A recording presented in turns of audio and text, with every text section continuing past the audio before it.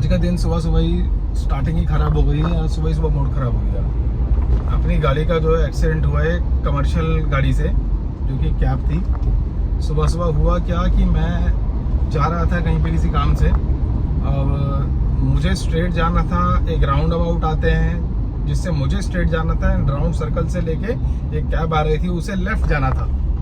तो पहली गलती, उसने लेफ़्ट का इंडिकेटर नहीं दिया था। अगर उसे सर्कल पे लेफ़्ट लेना है, जाके सर्कल लेके लेफ़्ट लेना है, तो उसने लेफ़्ट का इंडिकेटर नहीं दिया। सेकंड, उसकी स्पीड बहुत ज़्यादा थी। आई डोंट नो इतना जल्दी में क्यों था वो, बट उसकी स्पीड बहुत ज़्यादा थी। तो मेरी स्पीड नॉर्मल थी। मैं यूजुअली मतलब जनरली बहुत ज़्यादा फास्ट नहीं चलाता हूँ। मैं अगर क्राउडेड एरिया है तो मैं 20-30 से ऊपर नहीं जाता हूँ। हाईवे पे इनफैक्ट मैं कभी भी 80-100 से ऊपर तो नॉर्मली भी मैं नहीं चलाता हूँ कभी भी। वो मेरी लास्ट लिमिट होती है।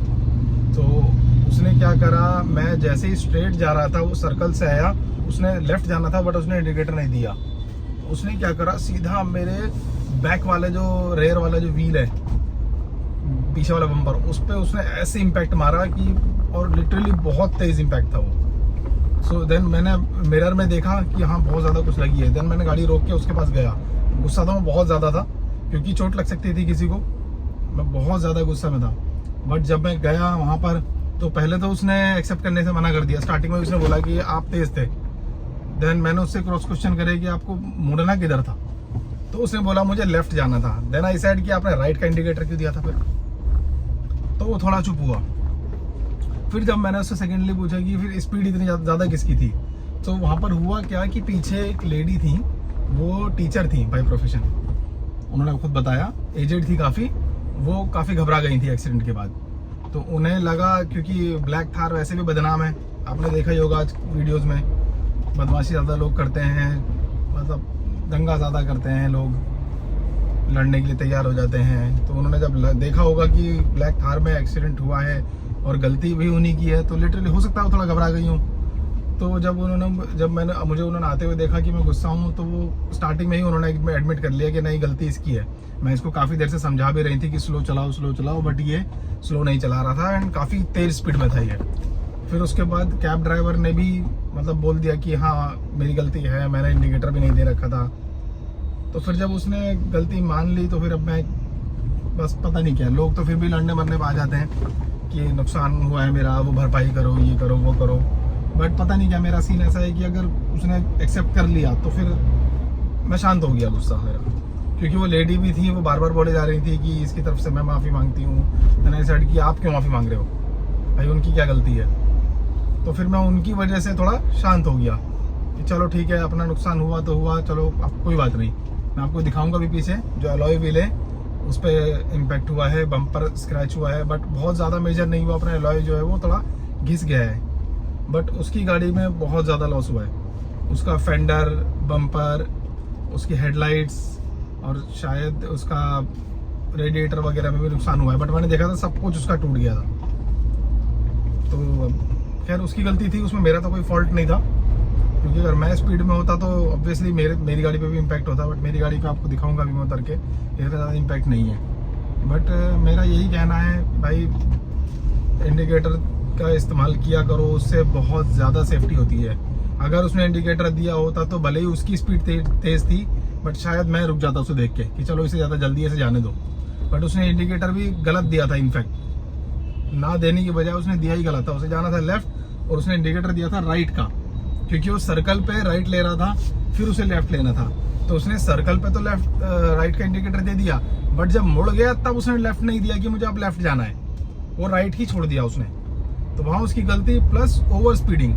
कैब वाले पता नहीं किस जल्दी में रहते हैं ड्रॉप करने के लिए। अब पता नहीं वो गाड़ी उसकी होगी या मालिक की होगी। अब मालिक की होगी तो उसे सुनाएगा, कंपनी की होगी तो हो सकता है। अब मैंने तो अपना लॉस छोड़ दिया, बट कोई और अपना लॉस नहीं छोड़ेगा।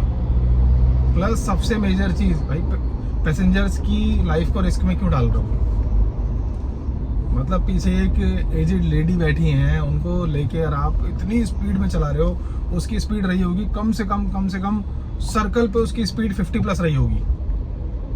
अदरवाइज अगर उसकी स्पीड भी कम होती, क्योंकि 20-30 की स्पीड पे जब कोई गाड़ी टकराती है तो उनमें इतना लॉस नहीं होता कि आपका फेंडर, हेडलाइट, बम्पर, बोनट सब कुछ टूट जाए।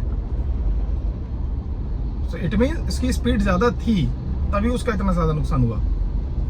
अभी मैं बाकी दिखाऊंगा अपनी गाड़ी में उतर के। अभी मैं अपने घर वापस जा रहा हूँ, बट मूड तो ख़राब हो ही गया, बिकॉज नई गाड़ी इतनी ज़्यादा पुरानी भी नहीं है मेरी। अभी तो 1 साल हुआ है जस्ट, शायद अभी 2 दिन पहले ही 1 साल हुआ है। तो गाड़ी में जब लगती है तो भाई दुख तो होता है। लोग तो फिर भी लड़ने के लिए उतर जाते हैं, मैं फिर भी जब गलती मान लेता है कोई तो फिर मैं चुप हो जाता हूँ, चलो कोई नहीं। बाकी अब कराएंगे इसको रिपेयर, देखते हैं।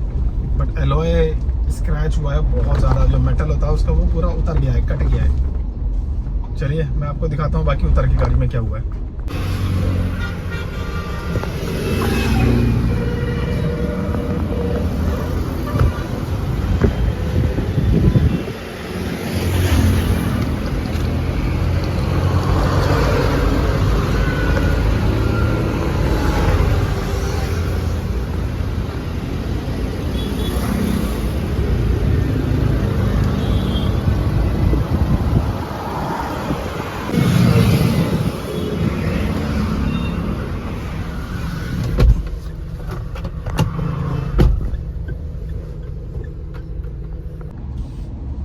तो आप लोगों ने देखा ही होगा, अभी अलॉय व्हील काफ़ी ज़्यादा डैमेज हुआ है।